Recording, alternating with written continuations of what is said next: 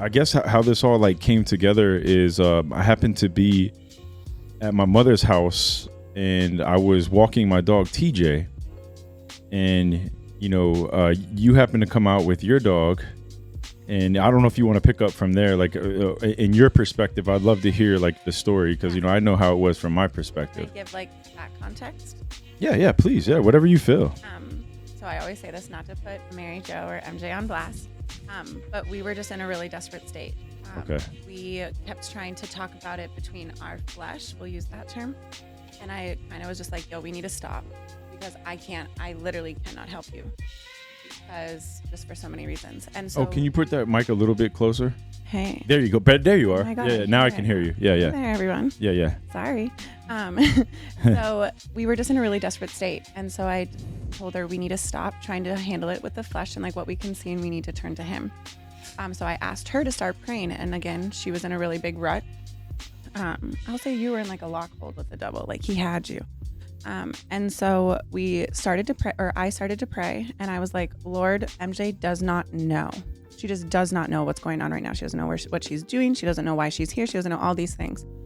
And she kind of just took over. And I feel like I said to you that one day when like you feel that rush, that's kind of the Holy Spirit coming on to you. And so I feel like she was able to take over right after that. And she just kind of broke down, and I will maybe let her go back or go through those details a little bit more. But we were praying, and we interlocked hands, and it was the most out of like this world experience because I literally closed had our eyes closed and we were praying, and I sat there and I was like, all of a sudden, like I just heard a voice in my head, and I was like, yo, this isn't me talking. This is not me saying anything. This is God now or the Holy Spirit, Jesus, God, all of the above, talking to me to get to her. And it was unfortunately really, really tough love. I mean, it was that accountability of like, we are fighting for her. I'm fighting for her to get pulled out of that. And so hearing God talk through me, like I kept interchanging towards MJ or Mary Jo. What do you want me to call you?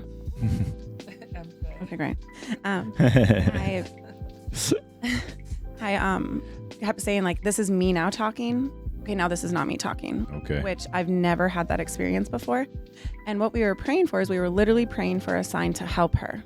And so all of a sudden, like my hand literally was hurting because we were clenching so tight. And finally we like released, and she goes, you want to know what? Like, let's take Stella to the dog park. And Stella's my dog.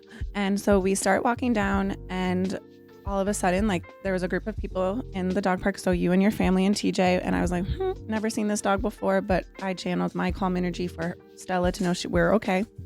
But once we entered the park, I recall Stella and TJ kind of going at it. Oh, yeah. I remember your sister. Yeah, my little sister. Yep. Her son with, right? Yeah.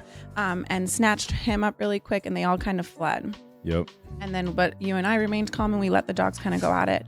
And then all of a sudden, like, again, everybody left, and we remained in the dog park, and we just started talking fluidly. And all of a sudden, it was literally just, you were the sign that we had just prayed for, and like, not even 5 minutes ago. And it's just insane to think that as we were sitting there praying, God already placed you there for us. Ooh. And I just got goosebumps. Chill out, my chill goodness. out. And so that's crazy that it already shows that God is already working, already has a plan, and already knows what you're going to be doing in that moment. And then it just, unraveled after that. Like you and I didn't even know it. Never met before in our lives. Just flowed so smoothly. And it was insane. It was insane. It wasn't insane. It was literally God. Yeah, and true. So Good point. Throughout our walk, again, my context or my background is I know how bad she's hurting and how bad MJ needed hope and healing. Literally, those are the two things she needed. Come on now. And so as David and I are walking, each time the dogs chose to stop. And I don't know if y'all have angel numbers, but I do, and it's 22, and I see it all the time when God is showing me the sign that I'm on track and I'm doing what I need to be doing, or that he is guiding me and I'm following in the footsteps of what he wants me to do. And so again, each time the dogs chose to stop, David was blocking a car license plate. And that's really where I see it. I see it a lot when I'm driving because I do a lot of praying while I'm driving. And all of a sudden he stopped, and he moved his body, and I got goosebumps again. I saw my angel number 22, and I was just like, okay, like, is this the sign we literally just prayed for? And mind you, we didn't know the Hope and Healing Conference. We didn't know that yet. Yeah. Or I didn't know that yet. And then all of a sudden I looked at you and I was like, I explained to you the angel numbers and I explained to you what my angel number was. And you were like, whoa. And then about 2 minutes later, we kept walking. The dogs chose to stop again. And you were again in front of a car. You shifted your body and my angel number was literally that car again. And it was just like, I looked at David and I was like, okay, so I'm so sorry. I literally don't know you. I don't know what you have planned this afternoon or evening, but I need you to go to my friend MJ's house because there's no way to deny that God sent you here tonight to have us go together and give MJ what she needs right now. And I remember context knocking on the door and she opens it and I'm like, hi, this is crazy, but like, this is David and we just kind of need to come in. The dogs barged in and MJ's like, whoa, oh my God, what in the haystack is happening? And it was the most surreal, I would say, life-changing moment for MJ. And it was so incredible for me, from my perspective, to sit back and watch you, David, who we have no idea who you were.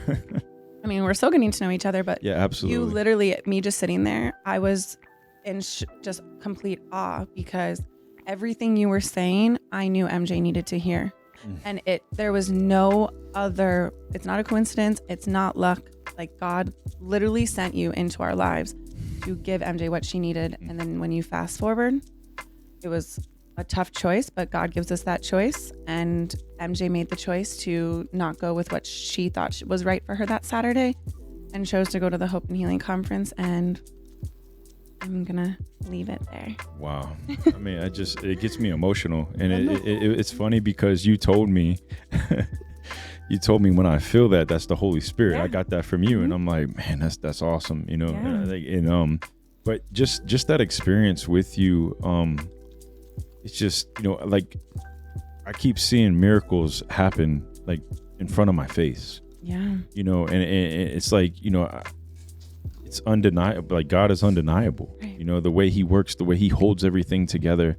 And I don't think you know this. I haven't told you this, but this is going to blow your mind. This is going to blow your mind. Oh my God, both of you are saying this now. What? Oh my God. Yes. I was telling Jannine the story, and we're going to get into that in a second about how this led to a conference, and I want her to explain it because she'll explain it better than me. Okay. But I'm gonna cry. Oh God!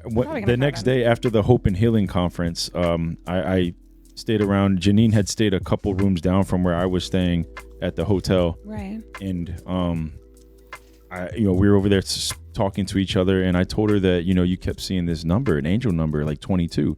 And then she goes, well, the 22nd is my birthday. Jannine, the 22nd is my birthday. Wow. Yo, like, isn't that Wait, something? Of what month? June. Yeah. I'm September. Yeah. Wow. But like, it's just insane because, she was my angel number. You and literally were the angel on.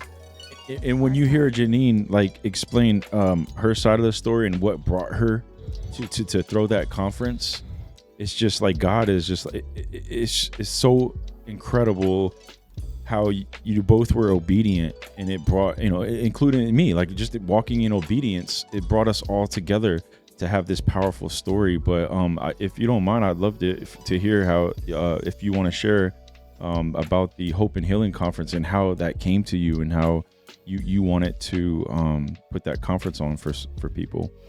Well, God had gave me a few years ago. I was going through purity hell, to be honest. Everything was crashing, from toxic relationships, toxic friendship, me being stubborn. I was a consecrated minister, so Miss Minister title, all that good stuff.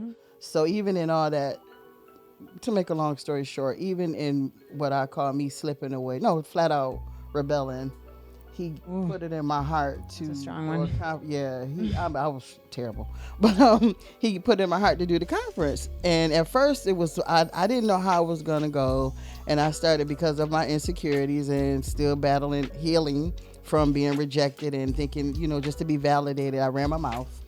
Other people start putting their ideas in. I was even told, why would people come to something that you throw because you're not Cindy Trim or whatever? You know what I'm saying? Just stuff like that. That was a trick of the enemy. I get it now. Right. But so the first, I threw it last year, my first one. And I was real hesitant. I didn't get the word out because I was like, yeah, Lord, you gonna let me do this? Oh my God, me, Mm-hmm. So it was nice. It was like the catalyst to this year. And I see it all unfolding now. So this year I was like, okay, I'm going up to total strangers who I don't know, asking them to be a part of my conference, okay? For real. Like, hey, it's not, because I told God, I prayed, I was like, okay, God, I see that it can happen. He was like, yeah. I said, okay, now next year I want it to be the way that you want it to be. I need to hear from you. I don't want it to be under the direction of anybody else. Because I told God, I don't want to see anybody hurting anymore. I don't want to see anybody just feeling like they're just like, there's no hope, there's nothing. He said, exactly. He said, this is not going to be business as usual. He said, because people are used to the excitement when they go to conferences and everything like that. They're used to the, we jump, sing, scream, holler, charade, all that good stuff. But they leave just the way they came. He said, my people are to be reconnected to hope. And they need to understand that I still heal. Wow. I said, okay. So I can't argue against that. So I started, and I asked him, I said, well, okay, God, please surround me with the right people. I don't want to guess. I don't want just anybody in anybody's face. People need what's real. And so I started running into people. Some of the people that were part of it before actually connected me with the people that were there this year, which is nothing but God. And so like when I met David, he came to the talent show at the conference, and I was like, oh, he's pretty cool. I like his stuff, And then he was greeting one Sunday, and I came straight up to him and said, so I'm having a conference, and I would like for you to present. And I'm not bold like that at all. At all. Another person, I just went up to her at her church, Genesis. Oh, yeah, she shared that Yeah, story. I was like, could you be a part of my conference? She was like, can we just talk first? I said, okay, but I really want you to be a part of this. I'm not bold like that. You know what I mean? So it's just like, I know that was God, because that was straight him guiding me to the right people, And I'm telling you, I was getting everything in order. I was under attack. And I know when I get under attack like that, there's something crazy is about to go down. I mean, from just like people coming at me or people not understanding the decisions I was making, because I literally wanted to hear from him in regards to other people's souls, other people feeling like they are worth something. Me being healed in it, because he told me, everybody's life is going to change after this. Not just those that are receiving, but those that are presenting as well. I said, okay. So when, was it 2 weeks before the conference? I think it was 2 weeks when I went to the hospital. Oh, yeah. 2 weeks before the conference, I was laying in the hospital. And I laid there when they were wheeling me down to go get a CAT scan and an MRI. When they do that? I said, not like this, God. Not like this, God. Too much to do. Too much to do. I've withstood all these attacks. I'm from heartache to headache, literally. Not like this, God. He was texting me. I was like, I'm okay. I didn't know what to say. I'm like, I'm okay. Then I was like, well, I'm supposed to in the hospital, because you don't want people to panic, like, oh my God. So, but then I let even to like leading up to it, I was like, nope, we're still gonna do it. We're still gonna do it. Everybody was on point. Everybody was on board. Everybody was like, David especially. Yes, I'm excited. I was like, you excited? I'm excited. Where's my Tylenol? Let's do this. We're gonna get through this. But and it was like when everybody came, when I saw everybody's faces that was gonna participate, and I just felt like, how you just feel like that seal of approval. I never told you that. It was just like a seal of approval. It was almost like a rushing wind that just calming. It's okay. And he kept saying, watch. I was like, okay. And then nobody was coming at first. I was like, oh Lord, what am I watching? When are the people coming? But then it slowly but surely I kept seeing. And I told God, I said, God, even if it be just one, even if it just be just one. Yeah. I didn't even hear MJ's story. Remember, I wasn't in the room. Right. So I didn't know what was going on. I was over there talking to the man, apologizing, and yes, men, please heal. You know what I mean? I come back and everybody, I was like, why everybody looking like this? What happened? You know? And then everybody started just hearing everybody open up and stuff. And then when we got to the end and she walked up there, that was it for me. I said, this is why we did this. Yes. This is why we had Hope and Healing this year. Wow. If it be just one. Wow. He That's said what that it's to me about. after he whispered, he's like, you know what, I really think that this whole conference was for MJ to have hope and healing. You see, I'm telling you. Yo, she's like, I don't know why, you know, God just told me to do this. Jannine had told me. And, you know, after everything that went down, I just was like, this whole conference was for MJ. You know how he leave the you know, flock and go get the one? Yes. He came and Yes. got you. And it's like, yo, there must be something that's very like that. You got some power that he needs, and it's coming. Like it's like you know, I'm excited, but MJ, how you know, in I don't know, how do you feel? Like Right. you know. Wait, can I say something quick? Because I have to go off of the word you just used, that she has power. That God needs her. Yes. And when we were sitting in that car, when we were praying for you, I'm going to say we were praying for you because you were the sign that came. I was the vessel. You were the vessel. Right. And I sat there and I was like, this is the deal. Like, you're not helping people by going and making money and throwing parties and doing all this stuff. You're going to help hundreds upon hundreds, probably thousands of women heal. Come on. And then when we were sitting in her house, you said the same thing. You're like, I think I see you on stage. You're going to heal hundreds of people. Ooh. And that's right there. God needs that MJ. Confirmation. Yeah. Wow. You know, when you have such a strong calling on your life and it's a specific assignment that God has for you to do, the enemy may not, I told you this Saturday, he may not know exactly what it is, but he knows if you are snatched out of that pit that he puts you in, it's going to alter the life of something or someone, and it's going to be lots and lots and thousands that's going to be affected and changed, and they're going to receive hope and healing through what you present because it's real. Yes. Like God said, said it's going to be, he told me, he said it's going to be real, it's going to be raw. Yes. Because people want the real, they want the raw. No sugarcoating, no walking in where you floating on clouds, you so holy, you so heavenly bound, you know earthly good. People want what's real, they want what's raw. Because they're dealing with real stuff, raw stuff. Yeah. And he's deeming you worthy. Just like he told me, he said, daughter, I know what I created and I love it. That's what he's saying about you. Yeah. And it's crazy because she was the first one who shared. So you missed it. And a lot of women missed it. Exactly. Because she needed hope and healing so bad. She jumped and wanted to be first. And so we did the whole circle. And all I could, because I mean, obviously I took hope and healing by receiving a lot. Because but I sat there, and this is another God thing. I literally was like, Lord, provide the space for MJ right now to share what she needs to share. Mama Jones said, you want to know what? I didn't hear your story, and I feel like I need to pick on you immediately after I stopped praying. Wow. To open up that space for her. And I was like, what? Wait. Okay. That's the last thing I want to say. So where are we at? I don't even know. It's up to you. Whatever you This is feel. how If you don't have to, you know, whatever you feel. If you don't want to, you know, speak about it, whatever you feel it, you could jump in. It's up to you. No, I absolutely want to share because I want to give God all the glory for how he has transformed my heart and my spirit. Deep breath. It was nothing but a miracle that I'm sitting here with all of you today because I was in such a dark place.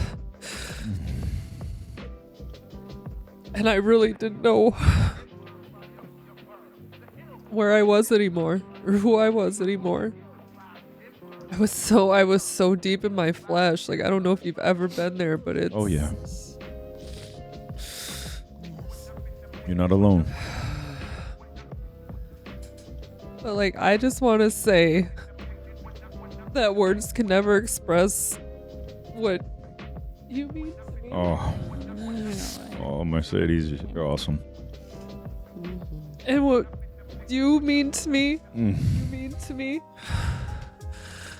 And just ever since that day, my heart has changed.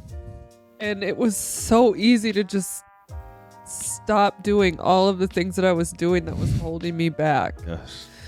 And just leaning into God now. And every day I read a book of the Bible. Every day I watch 2-3 sermons. I deleted social media off my phone. I don't talk to any of the people I used to talk to.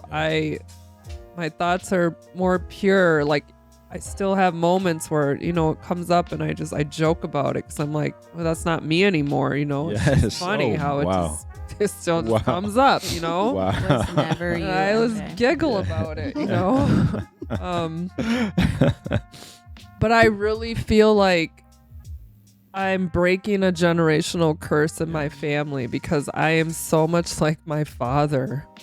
And my father was all about the flesh. He was a bodybuilder. He was a wrestler. He was this huge man, this beautiful man, and always satisfied his earthly pleasures. And he ended up getting cancer. And I truly believe like God's completely stripped his physical body away because he was like, he weighed less than I did when he died. And he said to me, the most profound thing is that I had never heard my father say this, and we had some really deep conversations when he was dying, spiritual conversations. And he said, I want to make sure people know me for my spiritual strength and not my physical strength. And I was like, what? Because I didn't even know he had anything but physical strength, because that's all I ever saw, the authoritarian, the abuse, all the things. And so God can truly change someone's heart.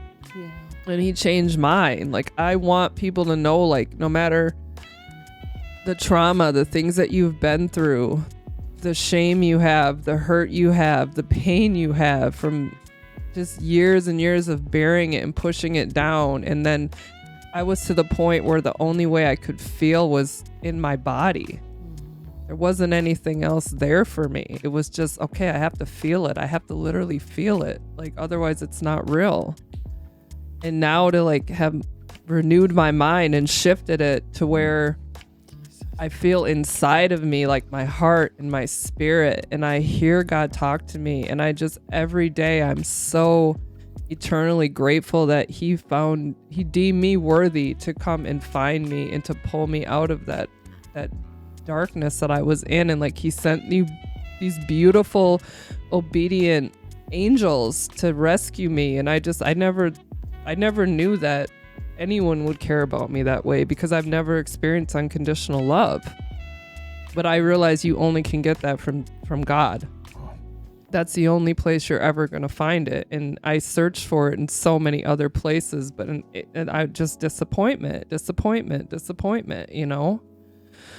But I'm so ready. Like, I just keep asking God to show me my purpose, show me my path. I'm going to be obedient. I'm going to walk with you. I'm going to have faith. Like, just every day.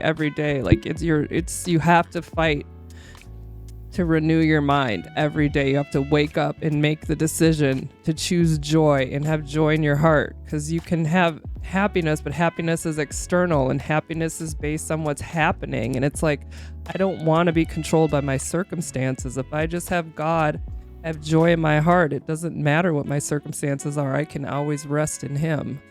So like that, I feel like a different person. I really don't know how to describe it. Wow. I think you did a really good job of describing it. I mean, someone that I cut out of my life recently said to me, like, I explained to them what happened, because I'm like, I really want you to understand, like, this is why, like, I'm doing this, and you're not healthy for me, and you're not healthy for yourself. So maybe you need to go get some hope and healing. Like, I don't know, but that's but Yo, that's dope. and he was like, well, are you sure you're okay? And I was like, Okay, let me find a different way to explain what I'm saying to you. I'm saying that for the first time in my life, I feel like I have true peace Wow. inside. So you just asked me if I'm okay or if I'm happy. No, that you don't understand. Like when you've never had peace and you finally have peace inside and you know who you are and you know who you belong to and you know that you're a queen and you know that you're going to be raised up and exalted and you're going to change lives. That's what I feel. Yes. That's what I feel. Yes. So yeah, I'm okay. So yeah, I'm okay. Yeah. Like, Are drop you the okay? language. Actually, I'm gonna pray for you. I'm good. Yo, like, but Jannine, like, I just like this just blows my mind. Like all this, isn't this just so incredible? Like, you put on this conference, this Hope and Healing conference, and look how you touched lives. You know, like I mean, I know everybody that was there was touched deeply. I mean, I just there was like just I'm still getting revelations after this, like weeks later. Yeah. Like things are still coming to me, and then before the conference, I was praying about what to speak about, and God just started revealing things in my life, like breaking like trauma bonds and all this, and I'm like, whoa, Yeah. yo, and now it's just like I said, like a domino effect, like all kinds of things are happening off of that. So like what you did, you know, and I think I don't know if you spoke about it, but you were putting this conference on also because of you wanted men to have a platform to speak. Oh, yeah. This is the real. This is just Yeah. That was like one of the major things. God kept pressing on my heart about men. Yeah.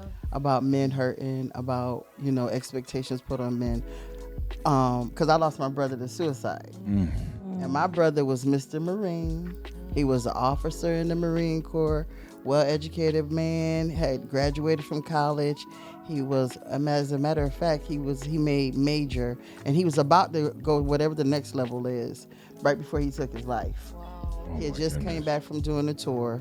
I was on the phone with my brother for like 3 hours, about 3 hours, just talking to him. But I felt something like off, you know. I didn't know what it was, but I just felt something off when I was talking with him. And he was drinking, and he was just like talking, and being little sister, you know, I'm listening or whatever. But I almost wanted to be honest, I almost wanted to get off the phone because it was too much. I was like, what is going on? And when I was hanging out with him, I told him, I said, I think you need to lay down. And he was like, nah. And he did this laugh. And I was like, nah, you need to lay down.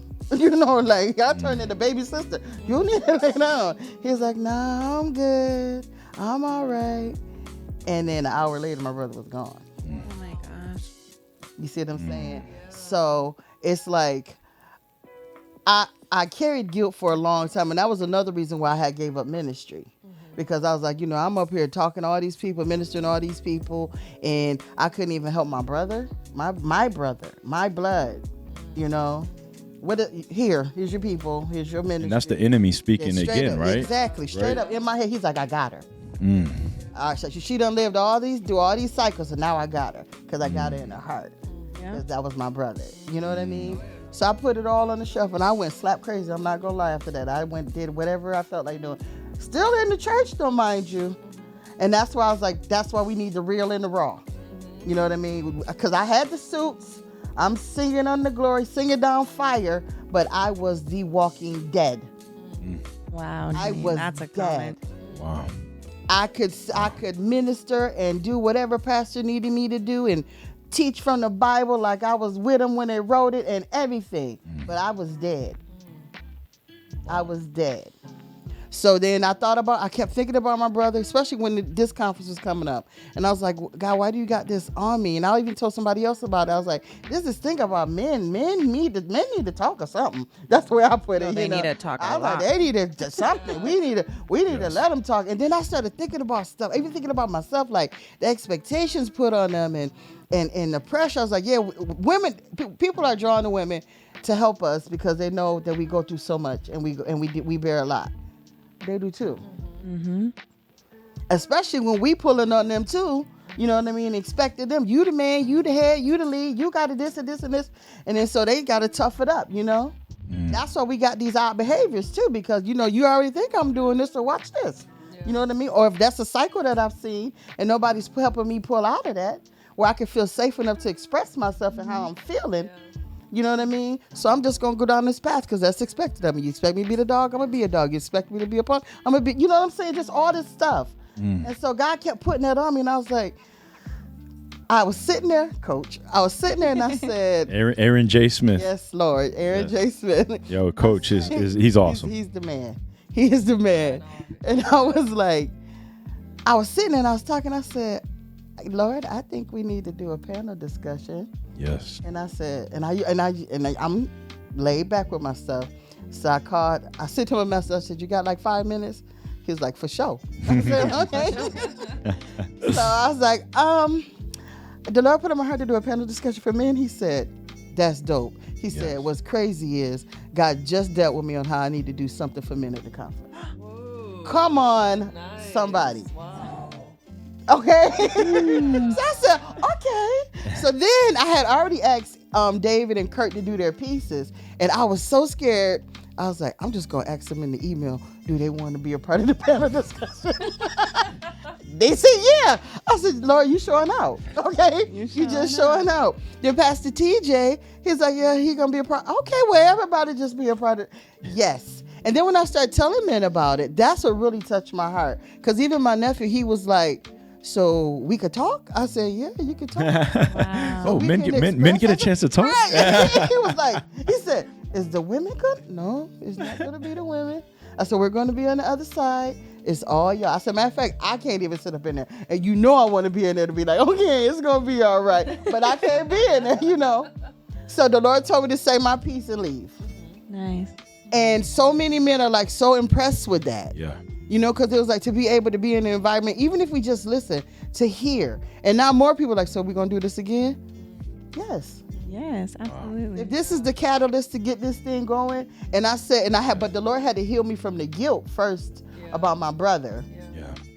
Thanks to Aaron J. Smith. Ooh, come on. You know, because I thought God took my brother. I was like, you took my brother. So, I mean, what is this? And Aaron was like, you know, God didn't take your brother, right? I was like, what do you mean? He's like, you know, that was the enemy, right? So it was like revamping my way of thinking. Like Jannine, come on, the word, your relationship. You had a relationship. You remember God used to talk to you. Remember that? Remember all that stuff? Remember what you used to speak life into people? Why are you not speaking it to yourself? It's the craziest thing. You can speak all day to someone else, but then when it comes to yourself, you're like, Right. Matter of fact, close the book and cut the light out. Okay. I don't want to hear it, you know, and then it just poured into something beautiful. And just to see when I walked in the room, just to see the men there and just to see that connection that I knew was about to take place. Yeah. I was like, come on, God, they can stay connected. They can pull on each other. They can, you know, throw ideas off of one another when they feel in a certain way. They got somebody to hold them accountable and to hold their arms up. But it's not all on them. No. And that's what God said. No. Just like you got feelings, they got feelings too. Yeah. And all of them are valid. Exactly. Wow. So yeah. Wow. Hey guys, thanks for tuning in. You can catch all of our episodes on YouTube and Spotify at Better Gents Podcast, and follow us on Instagram, TikTok, and Twitter at Better Gents Pod. Thank you and take care.